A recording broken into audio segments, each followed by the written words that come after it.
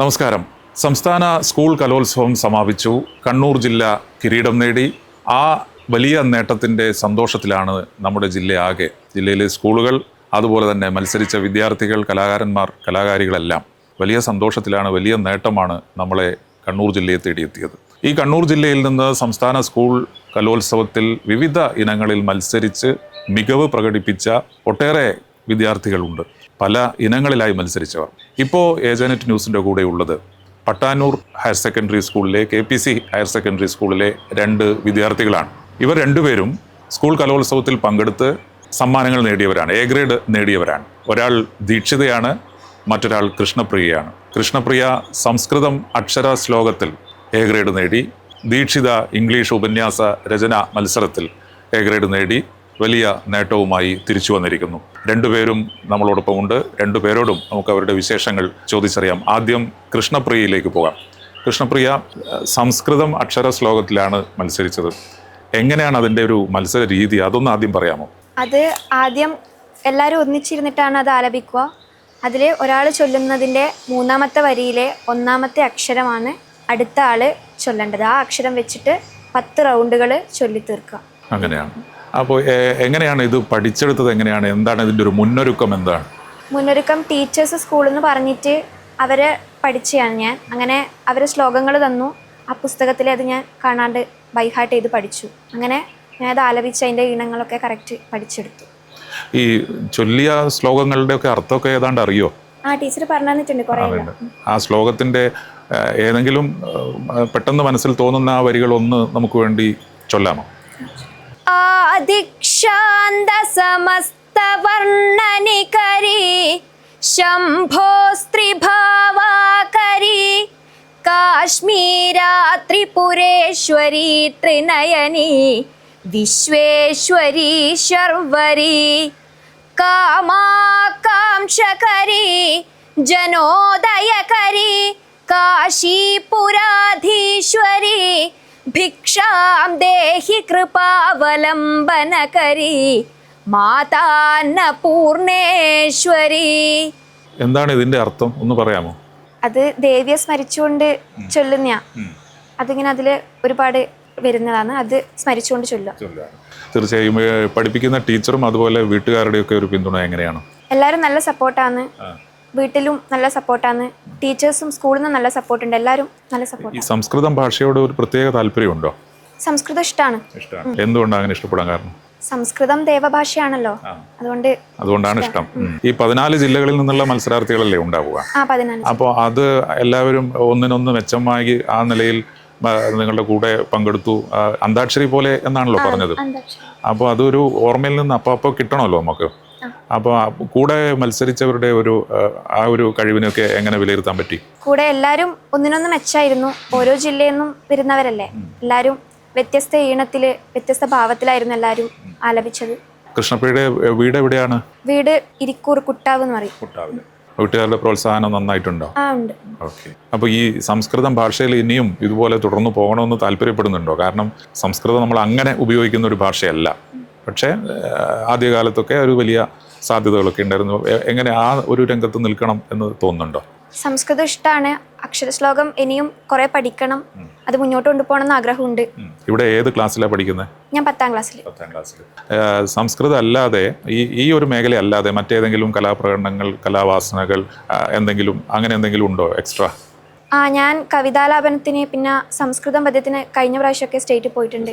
മലയാളം കവിത? മലയാളം കവിത. ഒരു മലയാളം കവിതയുടെ വരികൾ ചൊല്ലാമോ?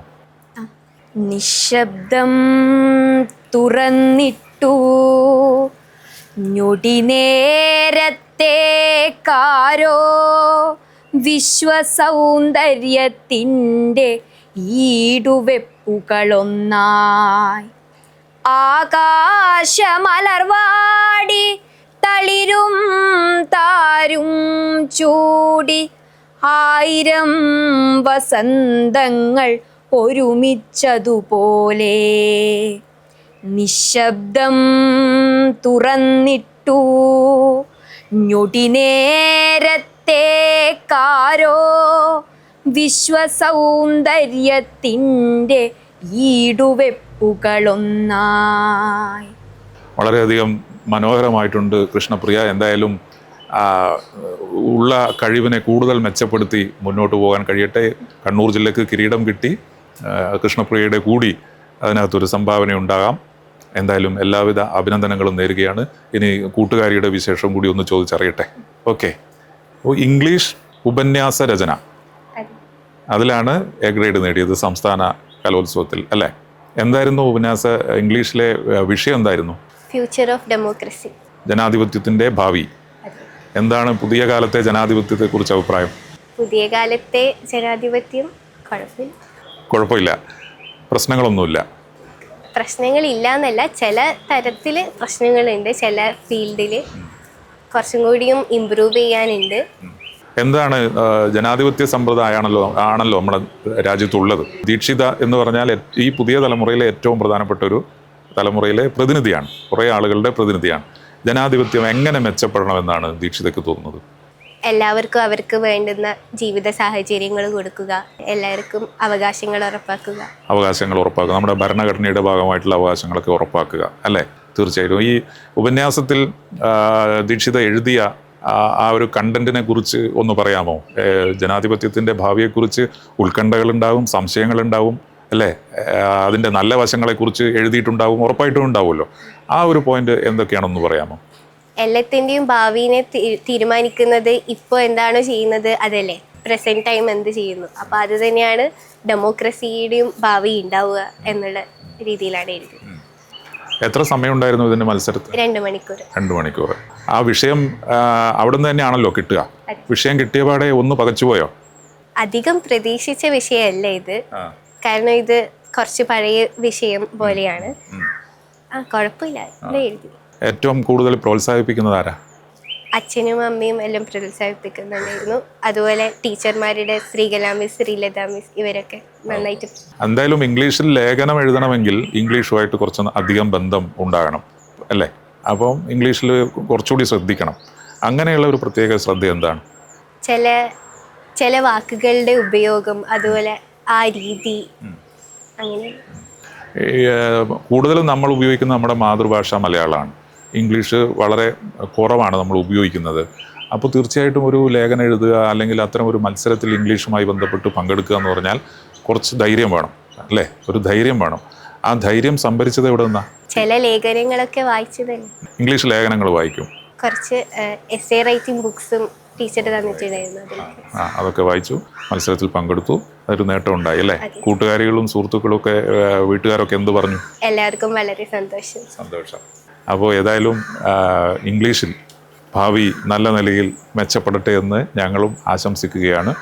ഇംഗ്ലീഷിലെ വായന തുടരുക. ഇംഗ്ലീഷ് മാത്രമല്ല, എല്ലാ ഭാഷയിലെയും, പറ്റാവുന്ന ഭാഷയിലെയും വായനയും അതുപോലെ തന്നെ എഴുത്തും തുടരുക. അതിന് എല്ലാവിധ പ്രോത്സാഹനവും ഉണ്ടാകട്ടെ എന്ന്, അത് മുന്നോട്ട് പോകാൻ കഴിയട്ടെ എന്ന് ഞങ്ങൾ ആശംസിക്കുകയാണ്. നിങ്ങൾ രണ്ടുപേർക്കും, കൃഷ്ണപ്രിയയ്ക്കും അതുപോലെ തന്നെ ദീക്ഷിതയ്ക്കും, എല്ലാവിധ ആശംസകളും അഭിനന്ദനങ്ങളും അറിയിക്കുകയാണ്. ഏജനെറ്റിൻ്റെ ഭാഗമായി ഇപ്പോൾ നമ്മുടെ കൂടെ ചേർന്ന 2 മിടുക്കികൾ, കൃഷ്ണപ്രിയയും ദീക്ഷിതയും, അവർ സംസ്ഥാന സ്കൂൾ കലോത്സവത്തിൽ പങ്കെടുത്തു. അവരുടെ മേഖലയിൽ അവർ കഴിവ് തെളിയിച്ചു, നേട്ടങ്ങൾ നേടി. അതോടൊപ്പം തന്നെ ഭാവിയിലും ഈ രംഗത്ത് ഒരാൾ സംസ്കൃത അക്ഷര ശ്ലോകത്തിലും മറ്റൊരാൾ ഇംഗ്ലീഷ് ഉപന്യാസ രചനയിലും സമ്മാനം നേടി. ഭാവിയിലും അവർക്ക് ഈ രംഗത്ത് മുന്നേറാൻ കഴിയട്ടെ എന്ന് നമുക്ക് ആശംസിക്കാം. നന്ദി. Kannur BMH care at home ഇനി മുതൽ ഒരൊറ്റ ഫോൺ കോളിൽ രോഗി പരിചരണം വീട്ടിലെത്തും. പരിചയസമ്പന്നരായ നഴ്സുമാരുടെയും ഡോക്ടർമാരുടെയും മറ്റ് വിഭാഗങ്ങളുടെയും സേവനം വിളിക്കൂ 9061 423 423. Baby memorial hospital, Kannur. BMH at home 9061 423 423.